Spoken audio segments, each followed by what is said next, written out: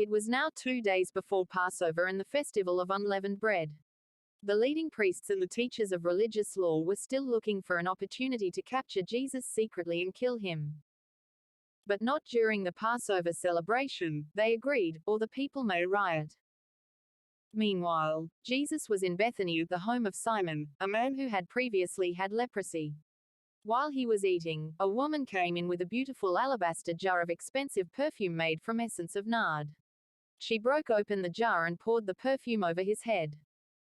Some of those at the table were indignant. Why waste such expensive perfume? They asked. It could have been sold for a year's wages and the money given to the poor. So they scolded her harshly. But Jesus replied, "Leave her alone. Why criticize her for doing such a good thing to me? You will always have the poor among you, and you can help them whenever you want to. But you will not always have me. She has done what she could and has anointed my body for burial ahead of time. I tell you the truth, wherever the good news is preached throughout the world, this woman's deed will be remembered and discussed." Then Judas Iscariot, one of the 12 disciples, went to the leading priests to arrange to betray Jesus to them. They were delighted when they heard why he had come, and they promised to give him money. So he began looking for an opportunity to betray Jesus. On the first day of the festival of unleavened bread, when the Passover lamb is sacrificed, Jesus' disciples asked him, "Where do you want us to go to prepare the Passover meal for you?"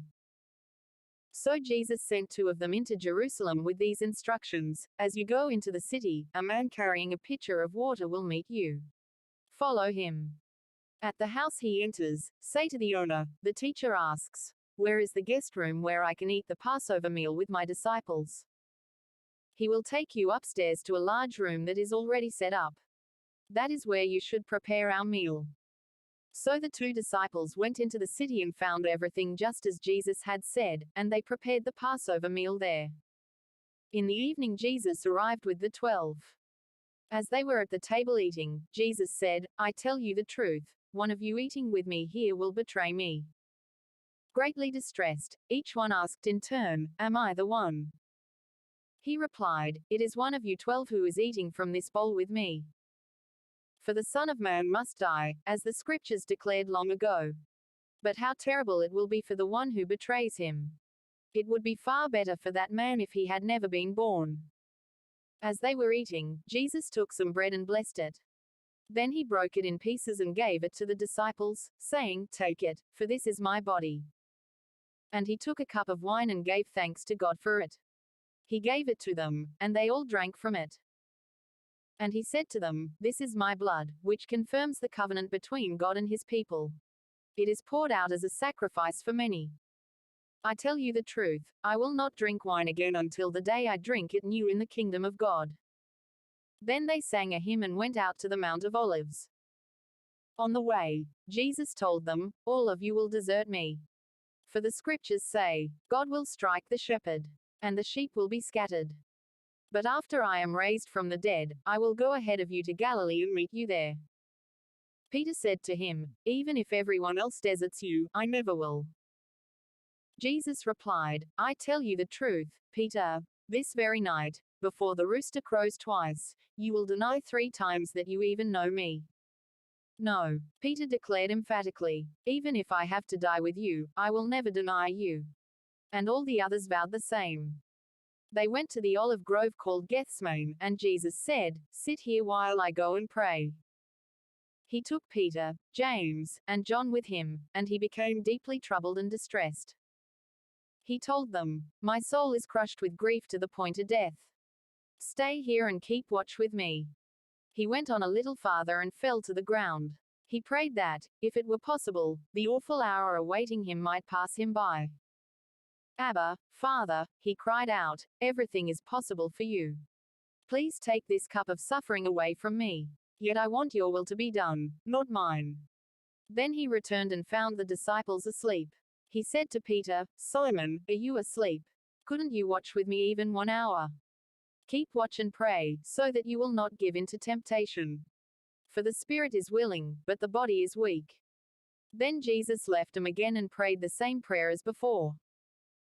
When he returned to them again, he found them sleeping, for they couldn't keep their eyes open. and they didn't know what to say.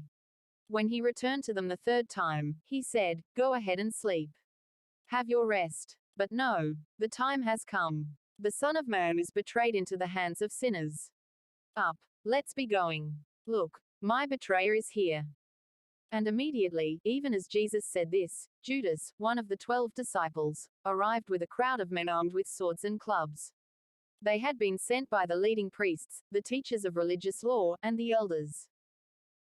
The traitor, Judas, had given him a prearranged signal: "You will know which one to arrest when I greet him with a kiss. Then you can take him away under guard." As soon as they arrived, Judas walked up to Jesus. "Rabbi," he exclaimed, and gave him the kiss. Then the others grabbed Jesus and arrested him. But one of the men with Jesus pulled out his sword and struck the high priest's slave, slashing off his ear.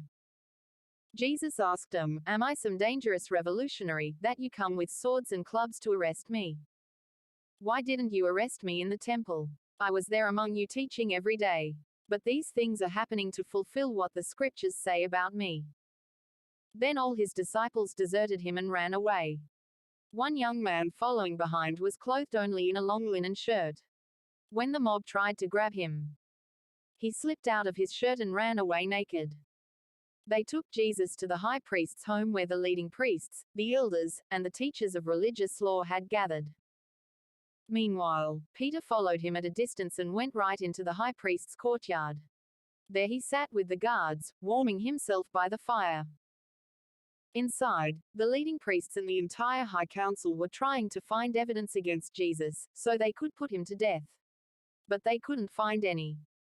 Many false witnesses spoke against him, but they contradicted each other. Finally, some men stood up and gave this false testimony. "We heard him say, 'I will destroy this temple made with human hands, and in 3 days I will build another, made without human hands.'" But even then they didn't get their story straight. Then the high priest stood up before the others and asked Jesus, "Well, aren't you going to answer these charges? What do you have to say for yourself?" But Jesus was silent and made no reply. Then the high priest asked him, "Are you the Messiah, the Son of the Blessed One?" Jesus said, "I am. And you will see the Son of Man seated in the place of power at God's right hand and coming on the clouds of heaven." Then the high priest tore his clothing to show his horror and said, "Why do we need other witnesses? You have all heard his blasphemy. What is your verdict?" "Guilty," they all cried. "He deserves to die." Then some of them began to spit at him, and they blindfolded him and beat him with their fists. "Prophesy to us," they jeered. And the guards slapped him as they took him away. Meanwhile, Peter was in the courtyard below. One of the servant girls who worked for the high priest came by and noticed Peter warming himself at the fire. She looked at him closely and said, "You were one of those with Jesus of Nazareth." But Peter denied it. "I don't know what you're talking about," he said, and he went out into the entryway. Just then, a rooster crowed. When the servant girl saw him standing there, she began telling the others, "This man is definitely one of them." But Peter denied it again. A little later, some of the other bystanders confronted Peter and said, "You must be one of them, because you are a Galilean." Peter swore, "A curse on me if I'm lying. I don't know this man you're talking about." And immediately the rooster crowed the second time. Suddenly, Jesus' words flashed through Peter's mind. "Before the rooster crows twice, you will deny 3 times that you even know me." And he broke down and wept.